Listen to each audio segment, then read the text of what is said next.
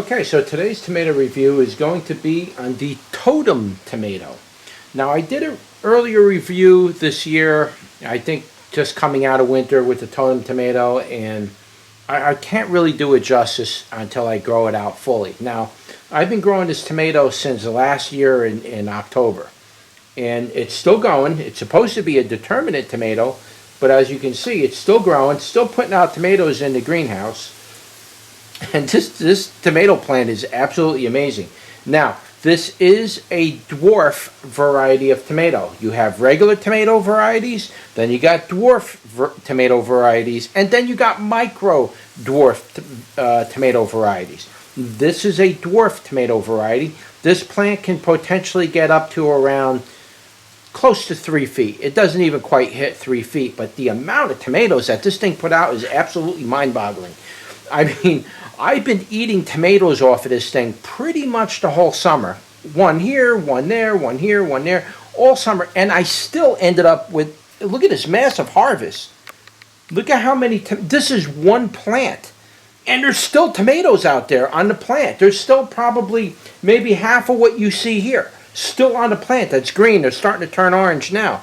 That's why I got to process these things and get them canned or something, because there's going to be a whole bunch more tomatoes. I mean, this plant is unbelievable in the amount of production that it produces for such a small plant.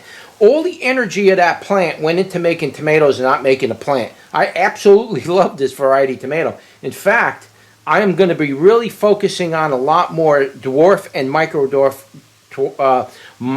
dwarf varieties of tomatoes. I am really going to be focusing on that a lot because they tend to be a little bit more blight resistant and disease resistant in general. They don't put all the energy into the plant, they put it into the fruit. They produce fruit very early.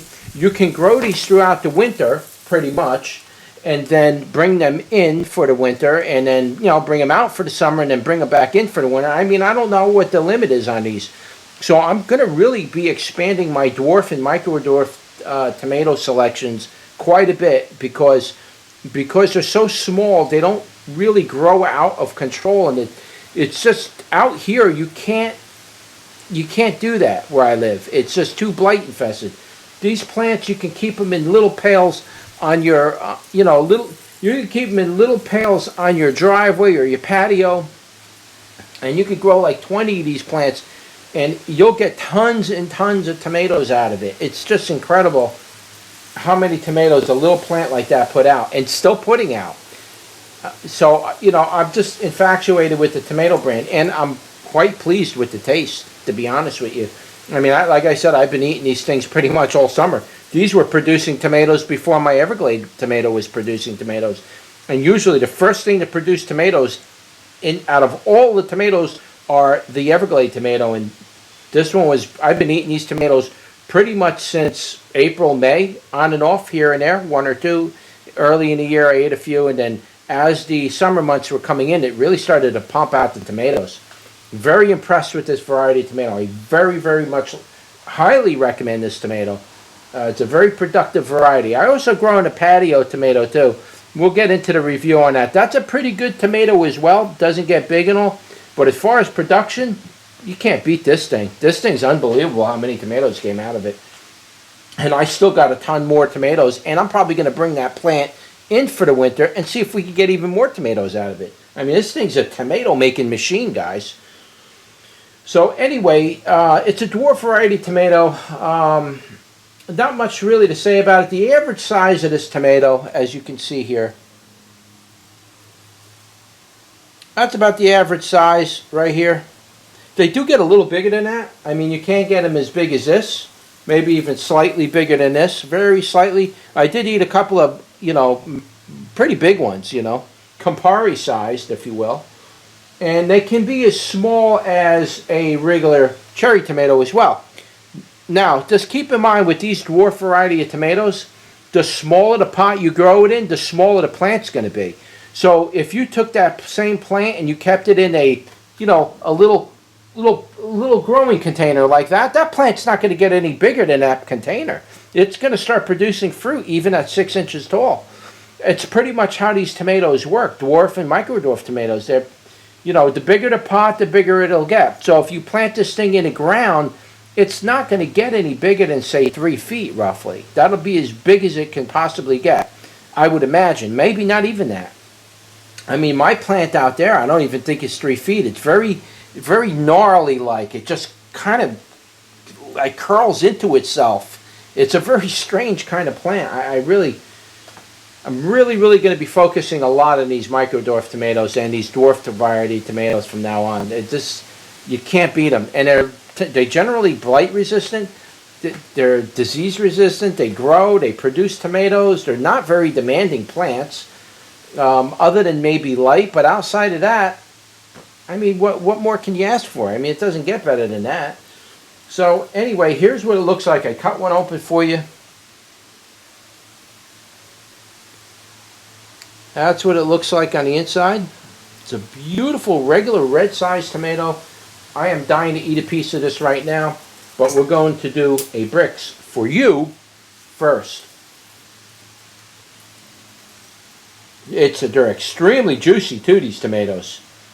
Totally not blossom end rot prone. They don't blossom. I soak that plant with water. Then I let it dry out. Then I soak it. I mean, I abuse this plant, guys. I abuse this thing because I want to see what... I thought it was going to die already. I thought it was determinate. It should be dying. This thing doesn't want to die, no matter what I do to it. I sprayed it with neem oil and baking soda. I mean, I soaked it, guys. I did it enough to really damage any tomato plant. It dropped a lot of leaves because I did that, but the plant's still growing now. And it's producing tomatoes. I mean, this thing is a monster. It's about 500 bricks, just like everything else this year is 5 all the way across the year. I ain't getting nothing in the sweet range. But these tomatoes do have a slight sweetness to them, but it's just the tangy levels is a little bit higher in them. So let me give that a go. Guys, these things are absolutely unbelievable. Yes, it is higher in tangy. Tangy is about 30, 31, maybe 32. And the sweetness is probably like around maybe a 24, maybe 25, something like that. It's not too high in the sweetness. Tangy's very strong. It's very pronounced, should I say. But the tomato flavor on this thing is intense. It's very intense. So that tangy flavor, along with that flavor that builds on the back of your tongue, the combination of them two really, really work very well. This would be a great tomato to make tomato juice, in my opinion. If you're somebody who just wants to squeeze juice from your tomatoes, this would be a great tomato for that. That tangy juice, add a little bit of salt to that, some celery, grind that up. Oh man, that's right there, guys. That's living right there. Let me eat this other half. Okay, so the only downside to this particular variety of tomato, if there is one, would be that I do get some cracking on the tomatoes. But guys, you're talking about intense watering, because I'm really trying to stress the plant out, see what it could do, and they will crack.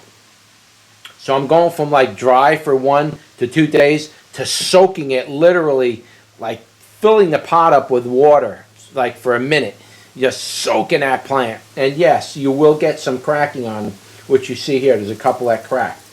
But outside of that, this tomato is a total winner. It's a 100% winner all the way across the board. The flavor of it, the way the plant grows, it's a dwarf variety tomato, and it's generally pretty disease resistant for the most part. I mean, it doesn't really, it is getting a little bit of tomato leaf mold on it, but that leaf mold will really get on any variety of tomato if you have that issue.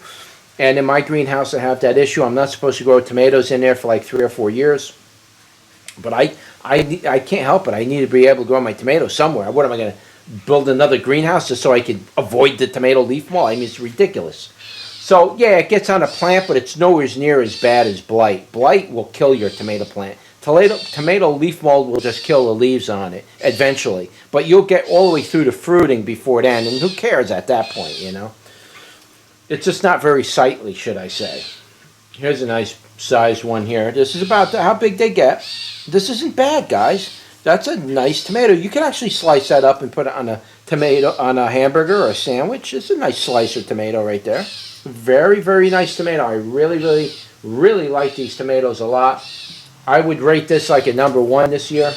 It's just a little off on the tangy part. It's a little higher. You're not going to beat that. I got to give it a #1 because of production, disease resistance, versatility of the plant, the fact that it's low maintenance and you don't have to keep picking leaves off and spraying it down for chemicals and diseases. Even the bugs weren't even really wanting to eat the plant. I didn't really have any problems with insects or anything. I mean, I don't know what to say, guys. I mean, what better do you want? This is the best of all worlds here. I live in a very hard environment where blight is very prevalent. And this plant didn't get any blight on it. Yeah, I did damage the leaves on it, but it didn't get any blight, and it's not getting any blight other than the damage I did. So, I mean, it's the best of all worlds, this tomato. I can't brag about it enough. I'm really emphasizing that because I really think this is a tomato you guys should try. To be honest with you, if you're growing in tight quarters, you don't have a lot of area to grow, you're going to have to grow something, and so this would be a tomato for you to try. Now, do keep in mind, you are still going to have to stake this tomato. When this plant fills up with tomatoes on it, that thing weighs probably close to 10 pounds, guys. Okay, that plant can weigh, and you're gonna need very strong staking to stake that tomato plant up, or it's just gonna fall over. So you are gonna need staking. Regular tomato cages ain't gonna be good enough. You're gonna need to be able to tie wire it and stuff, or do like I did. I hang a string. Where are you? I hang a string down the center of the tomato plant, and I tie the string at the top, and then I wrap the string as the tomato plant grows up. But even that, it was pulling that string down. It's just, there were so many tomatoes on it. I mean, you may not think it right here, but this little amount of tomatoes right here is probably close to 10 pounds right here. Just this. There's a lot of tomatoes here, guys, and these things are all juicy and filled with water. I mean, look at those beautiful tomatoes. Absolutely delicious. I can't wait to, process these and get them up so I can I want to make a sauce directly out of just this because I got so many of these. I can make a sauce specifically with these tomatoes. I don't have to mix, other tomatoes in there to make up the volume I need. I got enough here. I can make a nice sauce today, and I think that's what I'm going to do. So, not sure what else to say about the tomato. It's a very good tomato. I do highly recommend this tomato. If you have any questions, comment below, or you can comment on my website, wherever you feel comfortable. But definitely grow this tomato for sure. You could even probably grow it indoors, so don't even wait until summer if you want to buy seeds and start growing it in the winter under lights. So you can maybe attempt to do that with this variety of tomato. Okay, so that's about it. Don't forget to like, share, and subscribe, and I'll see you on the next one. Take care.